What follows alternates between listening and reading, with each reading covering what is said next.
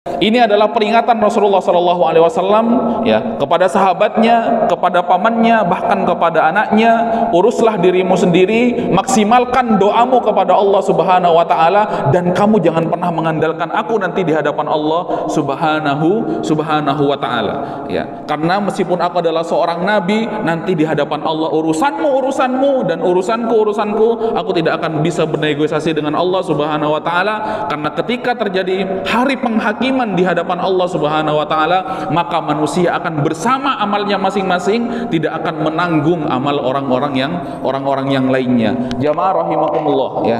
Itu tadi ya hadis-hadis ataupun ayat yang dibawakan oleh Syekh Muhammad Ibn Abdul Wahhab ya, ketika beliau melihat ya kejadian-kejadian berupa kesyirikan dan kemusyrikan pada saat beliau hidup ya, khususnya di daerah Najd. Jamaah rahimakumullah, kemudian kegalauan tersebutlah berubah menjadi sebuah buku yang ditulis oleh beliau dan diberikan nama Kitabut Tauhid ya, kitab tauhid, mengesahkan Allah Subhanahu wa taala, yang mana memang tugas utama para nabi dan rasul anikbudullah untuk membimbing manusia supaya memurnikan ibadahnya kepada Allah Subhanahu wa taala.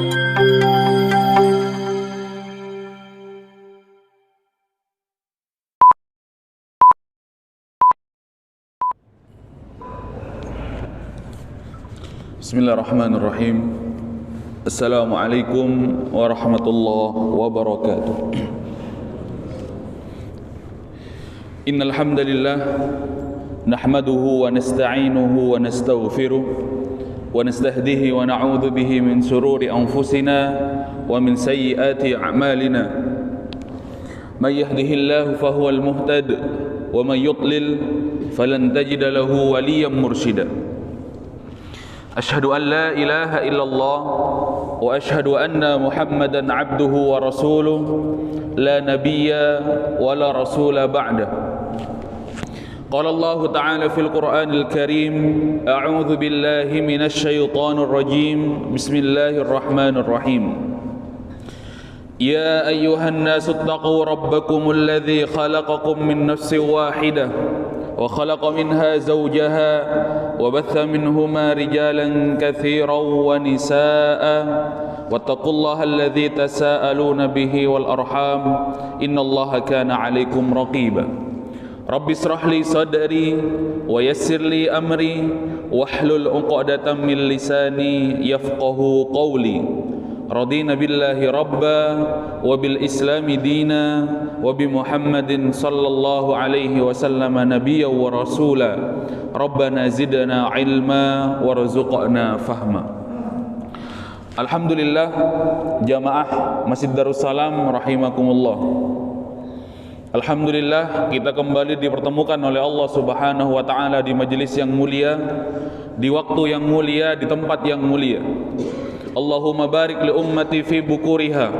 Doa Nabi Muhammad sallallahu alaihi wasallam memintakan garansi kepada Allah Subhanahu wa taala untuk umatnya yang berpagi-pagi dalam kebaikan.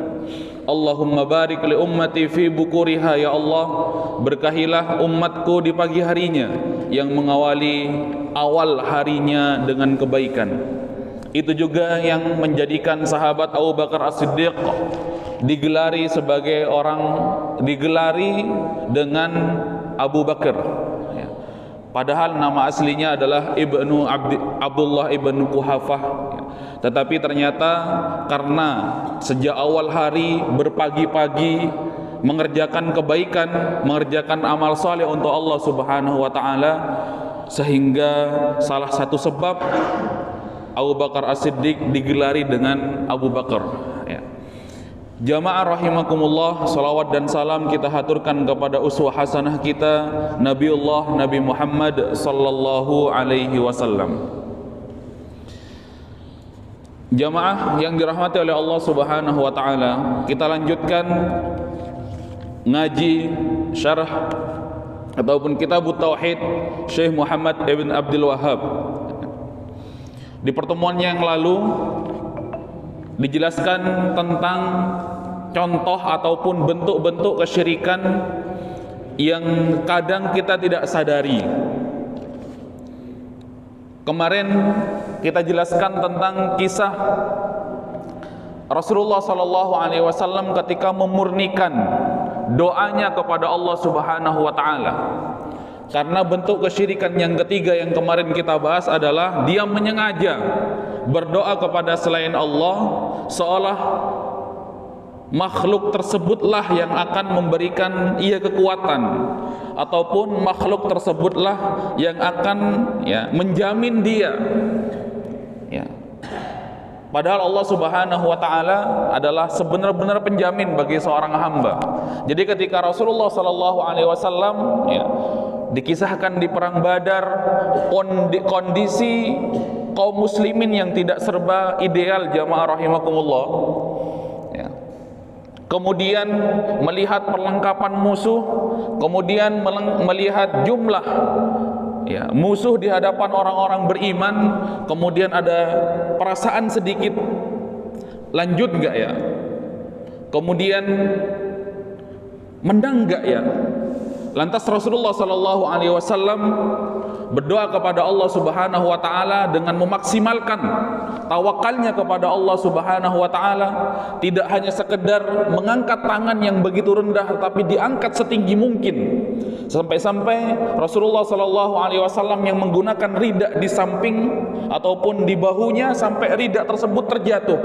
Kemudian berdoa dengan redaksi seolah-olah doa tersebut sedang ingin sedikit mengancam Allah Subhanahu wa taala. Kata Rasulullah sallallahu alaihi wasallam, "Intuhlak hadhil 'isabah lan tu'bad abadan." Apabila pasukan ini ya Allah dihancurkan, kami kalah ya Allah, maka engkau tidak akan pernah disembah lagi setelah ini. Jadi di suasana genting tersebut ternyata Nabi Muhammad sallallahu alaihi wasallam memaksimalkan doanya kepada Allah Subhanahu wa taala, meskipun ada nada seolah-olah nada tersebut sangat mencekam, jamaah rahimakumullah. Maka Syekh Muhammad ibn Abdul Wahhab melanjutkan tentang otoritas doa itu hanya kepada Allah Subhanahu wa taala di dalam kitabnya. Beliau menulis sebuah ayat yang berbunyi, A'udzu billahi minasyaitonir rajim, Bismillahirrahmanirrahim, ayusyrikuna ma la yakhluqu syai'an wa hum yukhlaqun. Jadi kebiasaan-kebiasaan orang-orang yang dahulu kaum musyrikin ataupun kaum kafir Quraisy itu dicela oleh Allah Subhanahu wa taala. Ayusyrikuna ma la yakhluqu syai'an wa hum yukhlaqun. Mereka itu mensekutukan Allah Subhanahu wa taala. Ayat ini celaan, jamaah rahimakumullah. Tetapi dalam kaidah usul fikih disebutkan al-khas yuradu bihal umum. Ada sebuah kaidah, ada ayat yang memang diperuntukkan secara khusus kepada orang-orang musyrik pada saat turunnya ayat ini, tetapi realita yang berbicara ayat ini menjadikan dia umum untuk mensifati orang-orang yang semisal, orang-orang yang sama modelnya dengan orang-orang yang dahulu hidup pada saat awal-awal Islam, orang-orang kafir Quraisy di masa Rasulullah sallallahu alaihi wasallam. Apakah kamu menyekutukan Allah? Yang mana sekutu Allah tersebut dia itu tidak mampu menciptakan sesuatu, wahum yukhlaqun, bahkan dia sendiri pun diciptakan, jamaah rahimakumullah. Maka di pertemuan yang lalu kita sampaikan bahwasanya Allah itu sangat fair. Kalau kamu mengaku bisa menandingi Allah Subhanahu wa taala, kalau kamu mengaku memiliki kekuatan yang dimiliki oleh Allah Subhanahu wa taala, ayo kontribusi. Mana sumbangsih kamu terhadap alam dunia ini? Kamu sudah pernah membuat bintang, kamu sudah pernah menjalankan bintang yang berpindah dari tempat satu ke tempat yang lainnya. Kamu sudah pernah menggerakkan ombak yang begitu besar di lautan. Kemudian kamu sudah pernah menenangkan ombak ketika ombak tersebut mulai menggulung. Jamaah rahimakumullah. Jadi itu tantangan Allah Subhanahu wa taala. Ayo, kontribusi kamu itu mana? Apa kontribusi kamu kalau memang kamu mengatakan atau menyangka bahkan ingin menandingi kekuasaan Allah Subhanahu wa taala? Kamu sudah pernah membuat langit yang tidak disanggah oleh Allah Subhanahu wa taala dengan tiang-tiang. Itu. Wala yastati'una lahum nasra wala anfusahum yansurun, ya. Bahkan dia tidak bisa menolong kamu, orang-orang yang ya sudah menyembah dirinya, berdoa kepada dirinya, tidak bisa menolong kamu, ya. Bahkan dia sendiri pun tidak ditolong oleh Allah Subhanahu wa taala. Jamaah rahimakumullah. Ada sebuah kisah yang begitu menarik yang terdapat di dalam sebuah buku 100 karakteristik sahabat, ya. Kalau di bahasa Arabnya kitab tersebut karena sudah terjemahan berjudul Ar-Rijal Haulan Nabi, Haular Rasul. Jadi ada seorang sahabat namanya Amr bin Jamuh sebelum dia masuk Islam. Amr bin Jamuh ini ternyata, ya, sebelum masuk Islam, jamaah rahimakumullah, ternyata memiliki sebuah berhala yang bernama Manat, ya, yang bernama Manat, ya. Berhala yang bernama Manat ini dibelinya dengan harga yang mahal di pasar berhala. Kemudian berhala tersebut diberikan wangi-wangian, kemudian ditempatkan di tempat yang terbaik. Pokoknya uang yang dikeluarkan, biaya yang dikeluarkan oleh Amr bin Jamuh ini besar untuk menservis berhala yang ia sembah, yang bernama Manat tersebut, jamaah rahimakumullah, ya. Kemudian anaknya, ya, sudah beriman kepada Rasulullah Sallallahu Alaihi Wasallam, sudah bersyahadat, kemudian, ya, melihat fenomena yang terjadi kepada bapaknya tersebut, ya. Bapaknya setiap hari memberikan wangi-wangian, kemudian bapaknya setiap hari, ya, bersimpuh di depan berhala yang bernama Manat tadi, kemudian memberikan persembahan-persembahan, jamaah rahimakumullah, sebuah patung yang terbuat dari kayu yang ia beli dengan harga yang mahal, begitu. Lantas apa kira-kira cara untuk memberikan pelajaran kepada bapaknya supaya bapaknya sadar bahwasanya berhala ini tidak ada apa-apanya, tidak ada fungsinya selain menambah kesyirikan kepada Allah Subhanahu wa taala. Tetapi anak Amr bin Jamuh itu mencari cara bagaimana caranya supaya bapaknya tidak marah, kemudian bapaknya tidak murka kepadanya sebagai seorang anak, ya. Lantas di tengah-tengah pemikirannya, anak daripada Amr bin Jamuh ini, jamaah rahimakumullah, ya, dia memiliki ide yang brilian. Apa yang ia lakukan?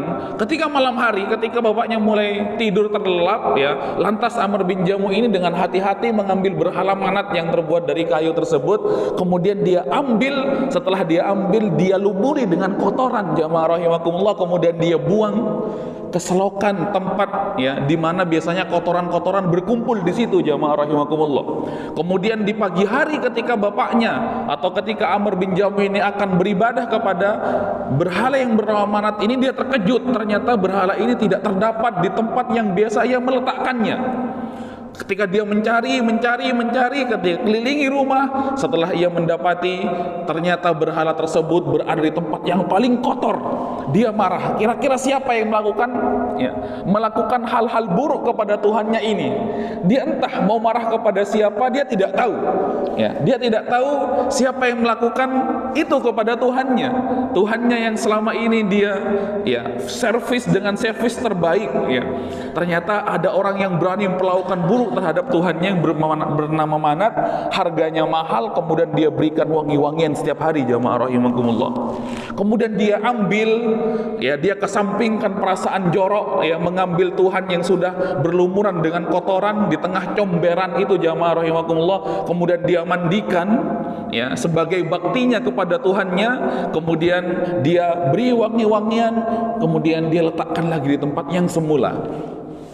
Ternyata melihat kejadian ataupun melihat perilaku yang dilakukan oleh bapaknya ataupun dilakukan oleh Amr bin Jamuh ini, anaknya, bapak ini kok tidak bisa berpikir dalam hatinya, ya, padahal Tuhannya yang ia anggap Tuhan itu tidak bisa membela dirinya, hanya untuk membela dirinya dari kotoran-kotoran saja dia tidak mampu, jamaah rahimakumullah. Kemudian besok harinya dia lakukan lagi, jamaah rahimakumullah. Kemudian jamaah rahimakumullah dengan cara yang sama dibuang lagi, dilumuri lagi kotoran berhala tersebut, kemudian bapaknya mendapati berhalanya di tempat yang sama, murka dia. Jamaah rahimakumullah. Tetapi dengan perilaku yang sama, diambil lagi, dibersihkan Tuhan tersebut, kemudian dia letakkan di tempat yang paling mulia menurut dia, ya, lantas dia sembah lagi. Jamaah rahimakumullah. Ini jahiliyah. Seperti ini jahiliyah ini, jamaah rahimakumullah. Ya, ketika ya, Rasulullah SAW di awal-awal dakwah. Ya. Lantas jamaah rahimakumullah, ya, yang ketiga, tapi ada ritual khusus jamaah rahimakumullah yang dilakukan oleh Amr bin Jamuh ini agar Tuhannya ini tidak lagi diperlakukan tidak benar ataupun diperlakukan dengan perlakuan yang buruk. Kemudian dia mengambil pedang, jamaah rahimakumullah, kemudian dia tali ke berhala tersebut, jamaah rahimakumullah. Kemudian dia berkata kepada berhala tersebut, wahai Tuhanku, aku 2 kali sudah mendapati kamu di tempat yang begitu buruk, di comberan, kata kalau bahasa orang sekarang, comberan. Ya. Sekarang aku serahkan kepadamu, aku titipkan kepada kamu pedang ini. Silahkan nanti kalau ada orang yang berbuat macam-macam sebagaimana 2 hari yang lalu, kamu tarik pedang ini, kemudian kamu tebas dia yang sudah berbuat tidak senonoh kepadamu. Jadi mendengar perkataan si Amr bin Jamuh ini, anaknya semakin heran. Begitu. Tetapi anaknya tidak habis akal, jamaah rahimakumullah. Apa yang dilakukan? Dia ambil berhala itu di malam hari, dia mengendap-endap, selain dia lumuri dengan kotoran, sebelum dia lumuri dengan kotoran, dia ambil bangkai, kemudian ditali ke berhala tersebut, kemudian dibuang lagi ke tempat yang sama. Di situ. Disitulah ketika mendapati pagi harinya, Amr bin Jamuh mendapati berhala tersebut tidak bisa berbuat apa-apa. Disitulah dia baru sadar, bagaimana sih berhala, kamu ini saya sembah, kamu ini saya berikan sajian-sajian yang baik, kemudian sajian-sajian yang istimewa, aku beri kamu wangi-wangian, begitu. Tapi ternyata kamu tidak bisa melindungi dirimu sendiri. Bahkan lebih parah sekarang berhala, aku sedih, kata dia. Kalau kemarin itu hanya kotoran, kemudian kamu dilempar ke comberan, sekarang tambah bangkai, kamu tidak bisa berbuat apa-apa. Kemudian saya sudah titipkan kepada kamu, wahai berhala, wahai Tuhanku, pedang untuk melawan mereka yang sudah berbuat tidak baik kepadamu, tapi kamu tidak bisa berbuat apa-apa. Disitulah akhirnya Amr bin Jamuh itu, oh iya ya, begitu. Ayusyrikuna ma la yakhluqu syai'an wa hum yukhlaqun, ya. Mereka ini menyekutukan Allah Subhanahu wa taala dengan sesuatu yang ia buat, begitu. Bahkan dia tidak mampu berbuat apa-apa, tidak bisa menciptakan sesuatu, kemudian dia pun juga diciptakan. Ya, wala yastati'una lahum nasrahu wala anfusahum yansurun, ya. Dia itu ya tidak mampu menolong orang yang sudah menyembahnya dia di dunia, apalagi nanti di akhirat, jamaah rahimakumullah, dan dia pun ya tidak bisa menolong dirinya sendiri, ya. Jamaah rahimakumullah, ya. Itu ya, makanya Syekh Muhammad Ibn Abdul Wahhab ini melihat fenomena-fenomena yang terjadi, jamaah rahimakumullah, dahulu ketika di Najd, ya, setelah rihlah ilmiahnya, ya, yang terjadi memang pada saat itu Syekh Muhammad bin Abdul Wahhab tidak melihat apa yang dilakukan oleh Amr bin Jamuh, tetapi yang dilihat oleh beliau bukan lagi berhala, batu, kemudian tempat-tempat yang dianggap keramat, kemudian pohon-pohon besar, jamaah rahimakumullah, ya, selayaknya seperti apa yang dilakukan Amr bin Jamuh pada saat jahiliyah. Maka muncullah kitab ini untuk mengingatkan. Lantas beliau melanjutkan, jamaah rahimakumullah, walladzina tad'una min dunihi ma la yamlikuna min qitmir, ya. Ya. Jadi di dalam surah Fatir itu dijelaskan bahwasanya mereka itu, ya, berdoa kepada selain Allah Subhanahu wa taala, padahal dia tahu bahwasanya yang, ya, didoa tersebut ataupun diminta tersebut jangankan untuk membuat lautan, jangankan untuk menghidupkan manusia, kemudian jangankan untuk ya mematikan, jangankan untuk membuat alam raya ini, dia membuat kitmir pun dia tidak mampu. Apa itu kitmir, jamaah rahimakumullah, ya? Kitmirnya sebenarnya barang yang kecil. Dalam kitab Kamus Al-Ma'ani itu disebutkan, ya, al-qashrah ar-raqiqah 'alan nawah. Ya, dalam kitab Al-Ma'ani, kamus Arabi itu disebutkan apa itu kitmir. Kitmir itu ketika kacang, jamaah rahimakumullah, jamaah lihat kacang, kemudian jamaah lepas kulit kacang tersebut, kulit dalam bukan kulit luarnya. Kulit luarnya keras, kemudian setelah dibuka, kemudian dipisahkan kacang yang satu dengan kacang yang lainnya. Yang satu kacang tadi dipecah, kemudian di ujungnya itu ada kecil, ya, itu ada apa ya namanya, pokoknya bahan kecil yang di tengah-tengah kacang yang dua berkumpul tadi itu namanya kitmir, ya. Jadi orang-orang yang berdoa kepada selain Allah ini dihina oleh Allah Subhanahu wa taala. Tuhanmu saja tidak mampu, ya, tidak mampu membuat benda sekecil itu, ya, tetapi kamu kok begitu nyaman, jamaah rahimakumullah, berdoa kepada selain Allah Subhanahu wa taala. Jamaah rahimakumullah, ya. Lantas, ya, dilanjutkan, ya, ayat yang berikutnya, in tad'uuhum la yasma'u du'aakum walau sami'u mastajabu lakum yaumal qiyamah yakfuruna bisyirkikum wala yunabbi'uka mithlu khabir, ya. Jadi kata beliau, jamaah rahimakumullah, ada ayat yang berbunyi, apabila kamu itu berdoa kepada mereka, mereka itu tidak pernah mendengar apa yang kamu minta kepada mereka, ya. Meskipun mereka itu mendengar, seandainya mereka mendengar, kata Allah Subhanahu wa taala, mastajabu, tidak akan pernah mereka itu menjawab ataupun mengabulkan permintaanmu, ya. Wa yaumal qiyamati yakfuruna bisyirkikum. Ini jamaah rahimakumullah, lebih parah lagi nanti kondisi ketika hari kiamat. Wa yaumal qiyamati yakfuruna bisyirkikum. Jadi mereka itu akan berlepas diri dari kesyirikan-kesyirikan kamu itu. Orang-orang yang kamu sembah itu akan berlepas diri. Begitu. Jadi digambarkan oleh Rasulullah SAW ketika manusia itu sudah digiring oleh Allah Subhanahu wa taala ke padang mahsyar. Begitu. Kemudian dihisab oleh Allah, dimizan oleh Allah Subhanahu wa taala, kemudian dibagi menjadi penduduk surga, kemudian menjadi penduduk neraka.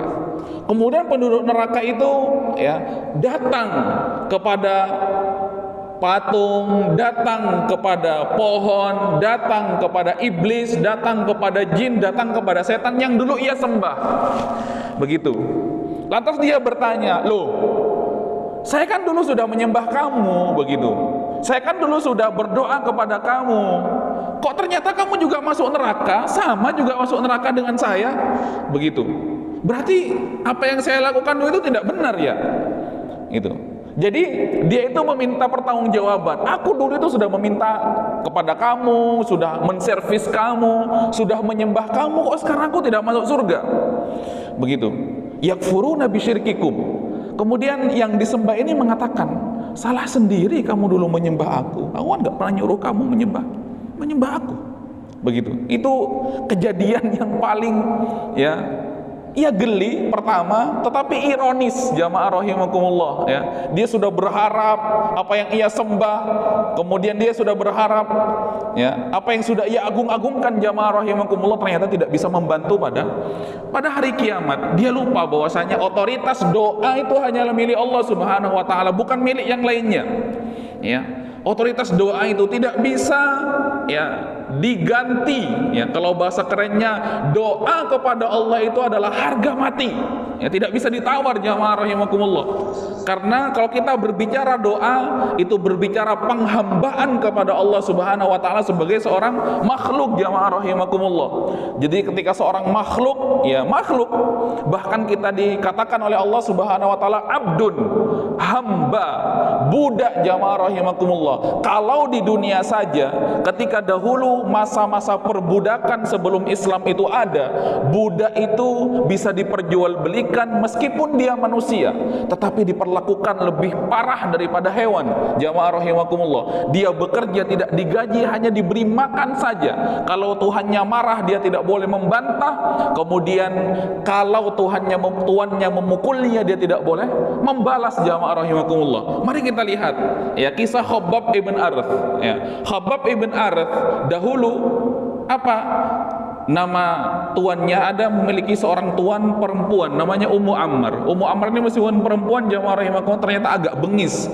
Jamaah rahimakumullah, ketika melihat Khabbab ibn Arth ini masuk Islam, kemudian dia disiksa, kemudian jamaah rahimakumullah setiap pagi dipaksa untuk kembali ke agama nenek moyangnya, kafir terhadap ajaran Nabi Muhammad SAW. Kemudian Ummu Ammar ini mengambil besi, kemudian dipanaskan, ketika sudah merah ditempelkan ke badannya Khabbab ibn Arth sehingga ia berteriak-teriak, jamaah rahimakumullah, merasa terbakar karena besi yang sudah panas memerah tersebut. Jamaah rahimakumullah, kemudian lantas Khabbab ibn Arth ini dibebaskan, kemudian dia merdeka menjadi seorang budak ya. Dia merdeka, kemudian dia ya bertanya ya, kemudian dia bercerita kepada sahabat-sahabat yang lain ya tentang kekejaman daripada Ummu Ammar ini ketika dahulu dia masih menjadi budak daripada wanita ini. Lantas jamaah rahimakumullah ya, dia bercerita, tetapi ternyata Ummu Ammar ini, kata beliau, kata Khabbab ibn Arth ini, juga diberikan ya balasan oleh Allah Subhanahu wa taala di dunia. Apa balasannya? Jadi ketika aku itu sudah bebas menjadi budaknya, lantas Allah Subhanahu wa taala mendatangkan penyakit kepada dirinya, penyakit yang berupa penyakit yang begitu sakit ya di kepalanya, sampai dia tuh berteriak-teriak, melolong seperti longlongan hewan yang kesakitan, jamaah rahimakumullah. Kemudian si Ummu Ammar ini datang kepada tabib, lantas tabibnya mengatakan, wahai Ummu Ammar, sakit ini, sakit kamu yang kamu derita ini tidak akan pergi ataupun tidak akan hilang sebelum kamu berobat menggunakan obat yang begitu ekstrim. Apa obatnya, jamaah rahimakumullah? Kata dokternya, ambil besi, kemudian kamu panaskan, jamaah rahimakumullah. Setelah ia panas, kemudian dia memerah, letakkan di kepala kamu, gitu. Setelah diletakkan di kepalanya, dia berteriak ya sekeras-kerasnya sebagaimana teriakannya Khabbab ibn Arth, lantas penyakitnya hilang. Tapi nggak hilang permanen. Besok lagi kalau pusing, begitu lagi, jamaah rahimakumullah. Itu budak, tidak boleh marah. Bahkan dikatakan setengah daripada manusia ya, diperjualbelikan, Tuhannya marah, tidak boleh dia marah. Tuhannya memukul, tidak boleh membalas ya. Itulah budak, jamaah rahimakumullah. Apalagi kita budaknya Allah Subhanahu wa taala. Sepenuhnya apa yang kita inginkan, apa yang kita ingin lakukan kepada Allah Subhanahu wa taala, murnikan kepada Allah, bukan kepada yang lainnya. Karena apa? Otoritas doa, otoritas kekuasaan itu milik Allah Subhanahu wa taala. Jangan pernah dicawe-cawe, jamaah rahimakumullah. Kemudian Rasulullah sallallahu alaihi wasallam ya, ada sebuah hadis wa fi sahih an Anas qala ya, sujjan Nabi sallallahu alaihi wasallam yauma Uhudin wa qusirat rubaiyatahu faqala kaifa yuflihul qaum syajju nabiyahum fanazalat laisa laka minal amri syai'. Jamaah rahimakumullah, lihat bagaimana Allah itu menanamkan otoritas, bahwasanya pemilik doa itu adalah Allah Subhanahu wa taala. Pemilik keinginan dan kekuasaan itu adalah Allah Subhanahu wa taala. Manusia tidak ada yang boleh cawe-cawe terhadap otoritas Allah tersebut ya. Jadi ada kisah ketika Rasulullah sallallahu alaihi wasallam, jamaah rahimakumullah, terkena senjata pada perang Uhud pada saat kaum muslimin terdesak setelah Khalid bin Walid menyerang dari belakang ya, pasca ya. Rasulullah SAW menyuruh para pelempar panahnya itu untuk di atas bukit Uhud. Kemudian karena kondisi tersebut tidak ideal, akhirnya Rasulullah SAW terluka. Lantas sahabat-sahabat ya membentengi beliau dengan tubuhnya. Kemudian ada yang berkata, ya, kaifa yuflihu qaumun syajju nabiyahum, ya. Bagaimana sebuah kaum itu dia akan beruntung kalau dia itu sudah berbuat buruk kepada nabinya. Kemudian kalimat itu ditegur oleh Allah Subhanahu wa taala, laisa laka minal amri syai', ya, kamu itu ngapain berkata seperti itu ya. Urusan balasan, urusan kekuasaan itu hanyalah milikku, kata Allah Subhanahu wa taala. Biar aku yang mengurus, ya. Biar aku yang mengurus, kamu tidak usah ikut-ikutan seolah-olah kamu akan mendekte aku, ya. Benar bahwa saya Nabi Muhammad itu terluka, aku tahu balasan yang terbaik buat mereka dan balasan yang paling tepat untuk mereka. Enggak usah kamu mendekte aku, kata Allah Subhanahu wa taala. Laisa laka minal amri syai', karena apapun yang terjadi ini, doa, pengharapan itu adalah otoritas yang dimiliki oleh Allah Subhanahu wa taala. Jamaah rahimakumullah, ya. Itu dari saking, ya, kita disuruh oleh Allah Subhanahu wa taala untuk memaksimalkan, kemudian untuk, ya, memfokuskan ikhtiar dan tawakal serta pengharapan kita kepada Allah Subhanahu wa taala, ya. Jadi bukan untuk yang lainnya, kemudian juga bukan untuk makhluk-makhluk yang begitu kecil, jamaah rahimakumullah. Ya. Jamaah rahimakumullah. Ya, itulah tadi, ya, mengapa pelajaran tauhid ini ataupun ayat-ayat yang membahas tentang tauhid ini selalu diidentikan dengan hati, jamaah rahimakumullah, ya. Hati, terkadang hati ini berharap kepada manusia, begitu, berharap kepada manusia. Ada salah seorang ahli bijak mengatakan, pada saat kamu berharap kepada manusia, bukan berharap kepada Allah, berarti mulai saat itu kamu menghitung mundur detik-detik kamu akan kecewa.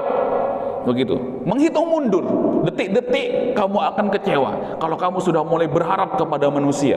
Biarkan Allah Subhanahu wa taala yang mengurus kamu, ya. Maksimalkan ikhtiar kamu kepada Allah Subhanahu wa taala, ya. Biarlah Allah yang menentukan, kemudian hilangkan, ya, hilangkan kebutuhan-kebutuhan kita terhadap manusia, karena Allah Subhanahu wa taala yang maha segala-galanya.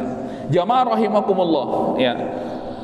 Kemudian dalam kitab ini dilanjutkan, wa fihi an Ibnu Umar radhiyallahu anhuma annahu sami'a Rasulullah sallallahu alaihi wasallam. Jadi pernah ada kejadian Rasulullah juga pernah ditegur, jamaah rahimakumullah, oleh Allah Subhanahu wa taala, ya.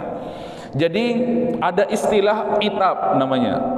Jadi kalau Rasulullah itu berbuat tidak sesuai dengan, ya, yang diinginkan oleh Allah Subhanahu wa taala, begitu, ada namanya itab istilahnya. Kalau seorang hamba berbuat dosa selain nabi, dia itu kalau sudah keterlaluan namanya azab, disiksa oleh Allah Subhanahu wa taala, kemudian diingatkan berupa azab siksaan. Tapi ada, ya, istilah di dalam, ya, Islam itu namanya itab. Itab itu adalah teguran kepada Allah, kepada Rasulullah sallallahu alaihi wasallam dari Allah Subhanahu wa taala apabila Rasulullah, ya, tidak sesuai dengan apa yang dimau oleh Allah Subhanahu wa taala. Jadi pernah kejadian Rasulullah sallallahu alaihi wasallam itu pernah berdoa kepada Allah Subhanahu wa taala, ya. Yaqulu idza rafa'a ra'sahu minar ruku', ya.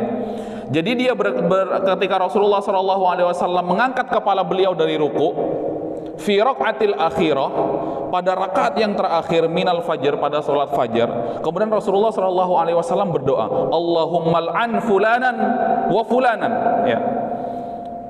Ya Allah, laknatlah fulan, fulan dan fulan. Ba'dama yaqulu sami Allahu liman hamidah rabbana walakal hamd.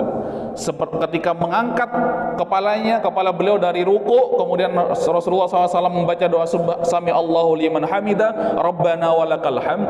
Lantas Rasulullah mengatakan, menambahkan doanya, Allahumma al'an fulanan wa fulanan, ya Allah, laknatlah fulan dan fulan. Begitu. Kemudian Rasulullah Subhanahu wa taala yang menurunkan sebuah ayat, laisa laka minal amri syai', diam kau Muhammad, ya, urusan itu adalah urusanku, ya. Tidak ada otoritas yang lain yang mampu menandingi otoritasku meskipun kamu adalah seorang nabi, ya. Jamaah rahimakumullah. Jadi ada kisah, jamaah rahimakumullah, mengapa Nabi Muhammad ini pernah ditegur seperti ini. Jadi dahulu ketika Rasulullah sallallahu alaihi wasallam, ya, diminta oleh salah satu kabilah Arab untuk untuk mengirimkan para qurra ataupun para ahli Al-Qur'an kepada sebuah kabilah untuk mengajari Al-Qur'an, jamaah rahimakumullah. Kemudian dikirimlah 40 orang dari sahabat Nabi Muhammad, sahabat pilihan, kepada kabilah tersebut. Ternyata kabilah tersebut berkhianat. Ternyata meminta para pengajar-pengajar Al-Quran itu untuk dikirim ke tempatnya tersebut tidak lantas untuk diambil ilmunya, tetapi pengajar-pengajar Al-Quran tersebut jamaah rahimakumullah bukannya diikrami dan bukannya disambut dengan sambutan yang baik, ternyata dia diculik semuanya, kemudian dikerangkeng, kemudian disembelih satu-satu jamaah rahimakumullah. Ini pengkhianatan ya dari salah seorang kabilah Yahudi pada saat itu, ya pada saat dimana Rasulullah SAW di Madinah. Kemudian dari saking kesalnya jamaah rahimakumullah, Rasulullah itu ya sampai berdoa, Allahumma al'an fulan wa fulan, ya laknat mereka ya Allah yang sudah berbuat buruk tersebut, laknat mereka ya Allah yang sudah berbuat buruk terhadap orang-orang yang baik ya Allah, begitu. Sampai-sampai Rasulullah berdoa dalam rukuknya, begitu, sami Allahu liman hamidah, lantas Rasulullah berdoa dengan doa laknat, tetapi Allah Subhanahu wa taala mengatakan laisa laka minal amri syai', Muhammad itu bukan urusanmu, biar aku saja yang ngurus, kata Allah Subhanahu wa taala. Otoritas doa itu adalah aku, bukan kamu, kata Allah Subhanahu wa taala, ya melanjutkan daripada doa Rasulullah sallallahu alaihi wasallam, laisa laka minal amri syai', kamu tidak ada urusan dengan itu Muhammad, biar aku saja yang ngurus, karena semuanya itu adalah aku yang mengurus, bukan kamu. Itu jamaah rahimakumullah. Jadi ya sampai-sampai Allah Subhanahu wa taala mengajari bagaimana memurnikan bahwasanya urusan doa itu adalah urusan Allah, bukan urusan yang lainnya. Begitu jamaah rahimakumullah. Kemudian Rasulullah sallallahu alaihi wasallam juga pernah mengingatkan untuk memurnikan penghambaan dan untuk memurnikan pengharapannya kepada Allah. Jangan pernah mengandalkan orang lain. Kata Rasulullah sallallahu alaihi wasallam, ya ma'syara Quraisy, wahai orang-orang Quraisy, wahai saudara-saudaraku, kata Rasulullah sallallahu alaihi wasallam, ishtaru anfusakum, lindungi dirimu sendiri, la ughni ankum minallahi syai'a, aku tidak bisa nego dengan Allah Subhanahu wa taala kelak pada hari kiamat kalau kamu bermaksiat kepada Allah Subhanahu wa taala. Ya Abbas ibn Abdul Muttalib, wahai Abbas ya ibn Abdul Muttalib, ya la aghni anka minallahi syai'a, aku tidak bisa berbuat apa-apa nanti di hadapan Allah, aku tidak bisa nego nanti kepada Allah Subhanahu wa taala kalau kamu pada saat hidup ini, meskipun keluargaku dan aku adalah seorang nabi, urusanmu adalah urusanmu di hadapan Allah Subhanahu wa taala. Ya Sofiyah ammatu Rasulillah sallallahu alaihi wasallam, wahai Sofiyah, ya bibinya Rasulullah, yang mengingatkan ya sahabiah bernama Sofiyah yang itu adalah seorang bibinya, la ughni anka minallahi syai'a, urus dirimu sendiri nanti di hadapan Allah Subhanahu wa taala, meskipun aku adalah seorang nabi, aku nanti tidak mampu nego kepada Allah Subhanahu wa taala apabila Allah sudah menetapkan hal buruk kepada kamu pada hari kiamat. Wa ya Fatimah ya binta Muhammad, bahkan engkau wahai Fatimah, engkau adalah anak Nabi Muhammad sallallahu alaihi wasallam, salini min mali ma syi'ta, saat kamu di dunia mintalah kepadaku, terserah kamu, minta dunia, minta harta, minta apa saja. Tetapi nanti pada hari kiamat, ketika Allah sudah menetapkan kepada kamu takdir, ataupun ketika Allah sudah menetapkan kepada kamu ya sesuatu, maka aku meskipun seorang nabi tidak mampu negosiasi dengan Allah Subhanahu wa taala, ya meskipun aku adalah seorang nabi, kata beliau.